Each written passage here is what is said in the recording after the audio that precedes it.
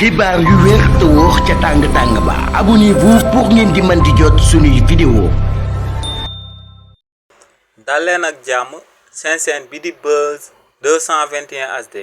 kii di Gris Bordeaux di akum mbër bu kenn dootu présenté ci réew mi di Sénégal waaye tamit daal di nekk président des lutteurs en activité ginnaaw ba kii di Mamadou Ngom Niang di ex-DAS bu nekkoon ci ministre des sports demee woon biir dik daal di ko fay sosal kookee di Gris Bordeaux ginnaaw bañ ko daan auditionné démb daal dinay andi ay firnde que ne kookee di Mamadou Ngom Niang lépp lu mu doon wax dara xaajul bay dëppoog lu am si li ni mel kookee di Mamadou Ngom Niang ginnaaw bañ koy auditionné daa présenté woon enquêteurs yi benn document si bi nga xam ne dañ cee daal di bind que ne dafa daal di jébbal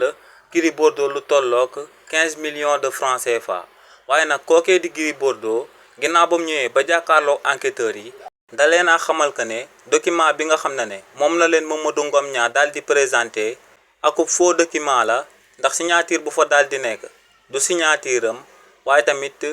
numéro pièce d'identité bu ñu fa daal di def du numéro pièce d'identité am waaye tamit dañoo waxoon ci document boobee que ne lutteur bii di Gris Bordeaux 15 millions de francs CFA lañ ko jébbaloon waaye nag kii di Gris Bordeaux dafa weddi li ni mel ba noppi daal di andi ay preuves ndax kookee di Gris Bordeaux daal dinay présenté enquêteurs yi document authentique bi nga xam ne si la numéro carte d'identité am daal di nekk original signature am daal di nekk waaye tamit ci document boobee dañ daal di wax que ne Gris Bordeaux 10 millions de francs CFA lañ ko daal di jébbal au lieu wu 15 millions yi nga xam ne moom la Mamadou Ngom Niang daal di wax que ne moom la daal di jël daal di koy jébbal kookee di Gris Bordeaux mi nga xam ne moom mooy président wu lutteur en activité yu nekk ci réewu Sénégal.